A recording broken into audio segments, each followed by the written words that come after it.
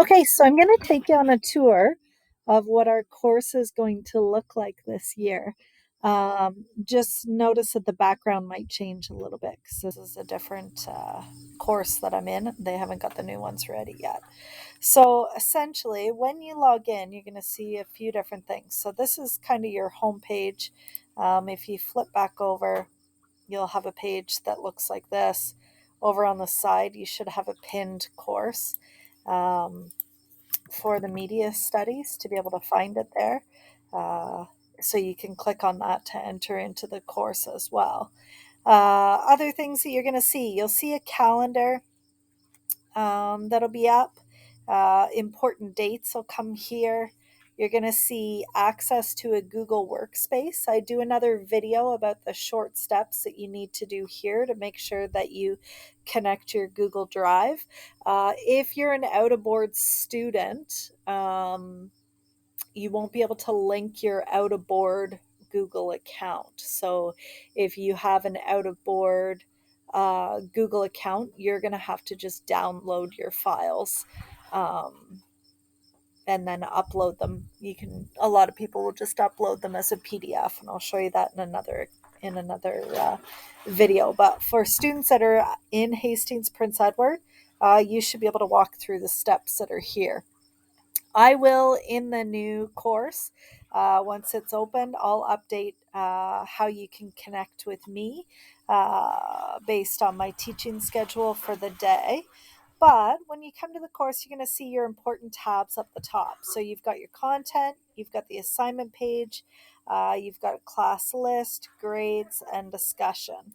So for now, if we just look at the content area, you're going to see this is what I've opened up. So your first day videos to go through, and then each of the activities in the course, I've made a general overview page for them. So keep in mind your discussions are different now because they're on a Google Doc instead of being in the VLE discussion board.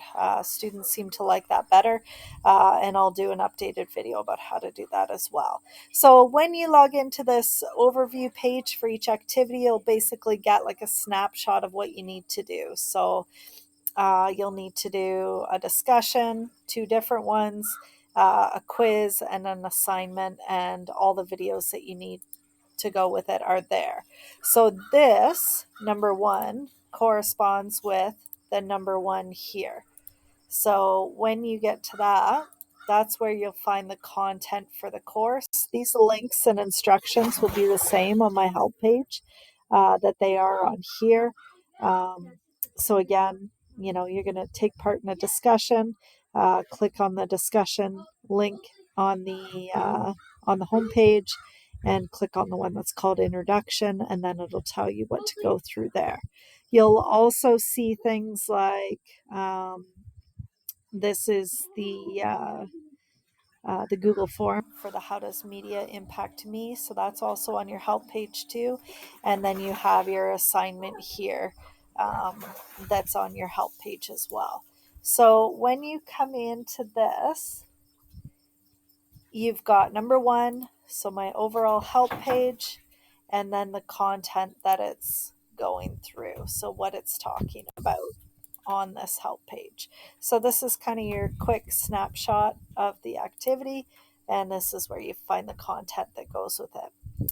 So I will end up opening all of those slowly. There's 19 total, um, 19 total content pages for this course. And then this one here is just media production softwares. So because it is a media studies course, a lot of people like to use um, different media production software. So there's a bunch in here that you can use with some how-to videos as well.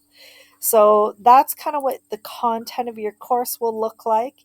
And as I open up each new activity, you'll see a number two come in here, and down here you'll get a number two as well. And that'll go on until you get to 19. So if you go over to the assignment page right now, I don't have anything there. for students to see, but you will see things on there when you get there. You'll see your class list. You'll get an overview. I think I have the grades all closed. Yeah. Right now, your grades are all closed, but I'll slowly open those up. And then you've got your discussion board. So the discussion board is a little bit different than what I've done in the past because I'm not using the VLE discussion board. What I've done is created a Google Doc for each of the discussions for the entire course. So these are all the discussions for the entire course, but wait until I actually tell you to do that discussion because then you'll get the content that goes with it. So to start, you're going to have this introduction discussion. The criteria is here. So I made my own thread. So I made my own post.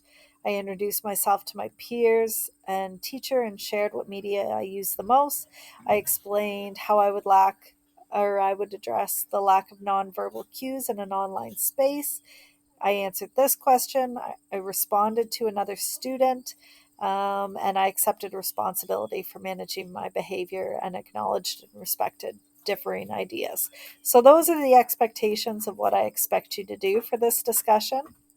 So, to do that, you're going to watch these two videos, and then you've got the things that you need to respond to below. And I've even given you an example of a previous student, different name, but a previous student's post. And then when you get ready, you're going to type in your name and then your post here. Okay. So you've got an example and you've got an example of sort of somebody who's done a strong post, and then your post goes down below. So that's how we're going to be running the discussion board this time around through the course. I think I think you guys will like it better. It seemed to go better before for students when I did it this way. So that's how your discussions will run. You'll know when you're ready to do these discussions when they show up on your content pages. So, for example, in the first one, let's look. I know we need to do the social media blunders discussion. So, I've showed you which ones. And then you're going to do the introductory discussion and you'll see which ones. So don't rush ahead in the discussions. Wait until the content comes out because otherwise, parts of what you're responding to, you won't have the information for it. Oh, did I make that too small? Let's see. Okay, so I think that's it for the introductory video, and then make sure that you take a look at the other videos that I've got there. And until you get sort of used to my formatting, your best bet is to watch the instructional videos. You might notice the course template looks a little bit different. It just means that some of the videos were previously recorded.